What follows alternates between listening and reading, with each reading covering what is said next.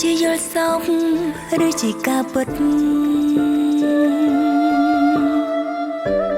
យើងសម្រេចចិត្តដើរចូលរងការមកឲ្យអូនស្គាល់អូនមួយជាស្នេហាទាំងនៅធ្លាប់គិតថាខ្លួនគ្មានថ្ងៃរៀបការឡើយអ្នកណានឹងមុនអាចមានថ្ងៃនេះថ្ងៃដ៏ពិសេសពួកយើងទាំងពីរស្នេហាអូនមកដូចអគ្គិសនីប៉ុន្មាននាទីផ្ដើមមានចិត្តរៀងខ្លួនបានទេមិនអោយអូនខ្មាំងគេ